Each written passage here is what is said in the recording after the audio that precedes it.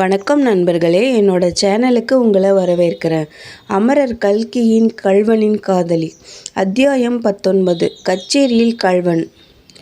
மகாலல ஸ்ரீ மகாகணம் பொருந்திய முத்தைய பிள்ளை அவர்கள் நாளது ஜூலை மாதம் 20ஆம் தேதி புதன்கிழமை ராத்திரி 11 மணிக்கு உம்முடைய வீட்டிற்கு விஜயம் செய்வார்கள். அவர்களை தக்கப்படி உபசரித்து வரவேற்பதற்கு சித்தமாயிருக்க வேண்டியது. கொஞ்சமாவது அலட்சியமாய் இருப்பதாய் தெரிந்தால் கடுமையான சிக்ஷையை அனுபவிக்க நேரிடும். இம்மாதிரி கடிதங்கள் அந்த தாலுகாவில் உள்ள 50-60 பெரிய மனிதர்களுக்கு ஒரே நாளில் கிடைத்தன. கடிதம் பெற்றவர்கள் கதிகலங்கி போனார்கள்.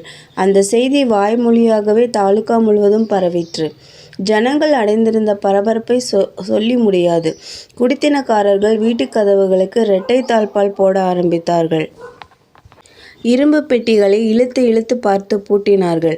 அநேகம் பேர் தலைமாட்டில் பெரிய தடியை வைத்து கொண்டு தூங்கினார்கள். ரொம்ப பெரிய மனுஷர்கள் சிலர் துப்பாக்கி லைசன்ஸுக்கு விண்ணப்பம் போட்டார்கள். வேறு சிலர் வஸ்தாதுகளை சம்பளம் கொடுத்து வீட்டில் வைத்து கொண்டார்கள்.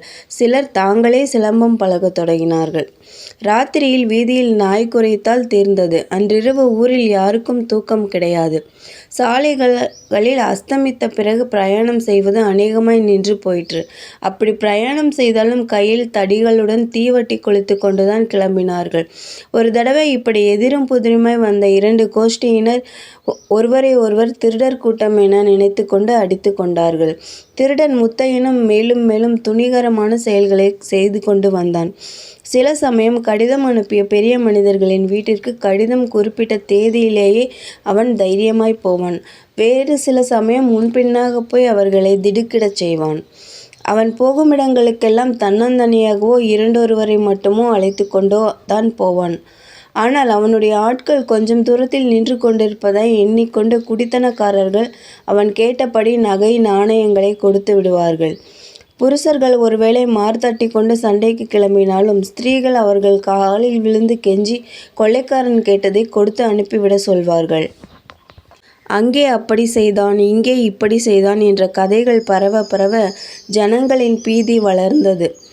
அவ்வளவுக்கு முத்தையனுடைய துணிச்சல் அதிகமாகி கொண்டு வந்தது. ஆனால் கோவிந்தநல்லூரில் அவன் செய்த காரியம்தான் அவனுடைய துணிச்சலான காரியங்களுக்கெல்லாம் சிகரம் வைத்தது போல் இருந்தது.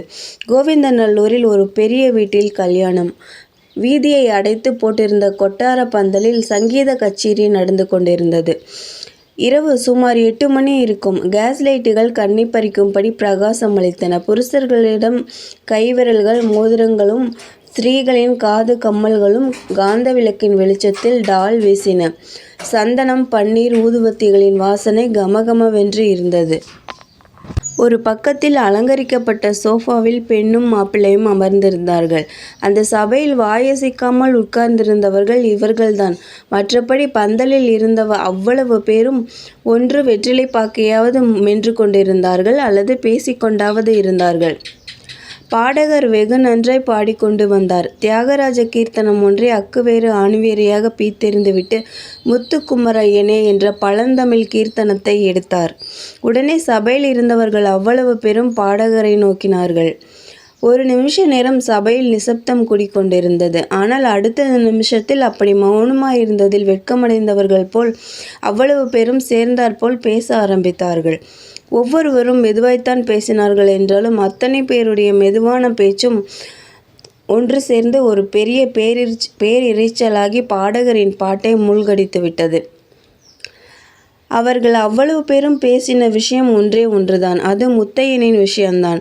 இப்படி எல்லோரும் முத்தையனை பற்றியே பேசினார்கள் என்றாலும் அவர்களில் 2 பேருடைய பேச்சை மட்டும் நாம் முக்கியமாக கவனிக்க வேண்டியிருக்கிறது. அவர்கள் நமக்கு ஏற்கனவே அறிமுகமானவர்கள். ஒருவர் பூங்குளம் தர்மகர்த்தா பிள்ளை, இன்னொருவர் சாக்ஷாத் திருப்பரங்கோயில் மடத்து கார்வார் சங்கு பிள்ளை. அந்த பயலுக்கு நம்ம ஊர்தான். நான் பால்யத்திலிருந்தே ரொம்ப துஷ்டன். நான் அப்போதே சொல்லியிருக்கேன், இந்த பயல் பெரியவனாய் போனால் தீவட்டி கொள்ளை அடிப்பான் என்று என்பதாக தர்மகர்த்தா பிள்ளை கூறினார். நான் சொல்கிறேன் கேளுங்கள். எல்லாம் இந்த போலீஸ்காரர்களின் கையாளாகத்தனம்தான். இவனை நான் நன்னா உதச்சி போலீஸ் ஸ்டேஷனில் கொண்டு விட்டேன். போலீஸ்காரர்கள் கையாளாகாமல் அவனை தப்பிச்சுக்க விட்டு விட்டார்கள் என்று கார்வார் பிள்ளை சரடு விட்டார். ஆமாம், போலீஸிலே அவனுக்கு யாரோ உடந்தை, அதனால்தான் அவனை இதுவரை பிடிக்க முடியவில்லை என்கிறார்களே என்றார் தர்மகர்த்தா பிள்ளை. இருந்தாலும் இருக்கும். இந்த காலத்திலே தான் யோக்கியனுக்கு காலம் இல்லையே, திருட்டு பயல்களுக்குத்தானே காலமாயிருக்கு. திருப்பரங்கோயில் சப் இன்ஸ்பெக்டர் மட்டும் மாற்றலாகாமல் போனால் இவனை பிடிக்க முடியவே போறதில்லை. இப்போ என்கிட்ட மட்டும் போலீஸ் அதிகாரத்தை கொடுக்கட்டும், ஒரு நொடியில் பிடிச்சு தரேன். இந்த நிமிஷம் அவன் எங்கே இருக்கான் என்று எனக்கு தெரியும். இப்படி கார்வார் பிள்ளை சொல்லிக் கொண்டிருக்கும் போதே சபையில் சட்டென்று மறுபடியும் நிசப்தம் குடிகொண்டது. பாடகர் பாட்டை நிறுத்திவிட்டார். பக்கவாத்தியங்களும் நின்றன. சபையோர் பேசுவதை நிறுத்திவிட்டார்கள். எல்லோரும் ஒரே போக்காக கார்வார் பிள்ளை இருந்த திக்கை நோக்கினார்கள். அவர்களுடைய கண்கள் மிரண்டு விழித்தன. அவர்களுடைய முகத்தில் பயங்கரம் குடிகொண்டிருந்தது. இதை பார்த்து கார்வார் பிள்ளையும் கலவரம் அடைந்தார். எல்லோரும் தம் தலைக்கு மேல் நோக்குவதை பார்த்து அவரும் தலை நிமிர்ந்து பார்த்தார்.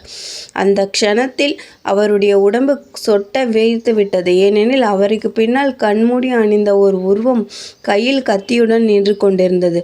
ஐயோ என்று அவர் கூச்சல் போட்டார். எழுந்து ஓட ஆரம்பித்தார். அடுத்த கணத்தில் பந்தலில் இருந்த அவ்வளவு பேரும் எழுந்தார்கள். நாலாபுறமும் சிதறி ஓடினார்கள். விளக்குகள் விழுந்து உடைந்தன. நன்றி. மீண்டும் அடுத்த அத்தியாயத்தில் சந்திப்போம்.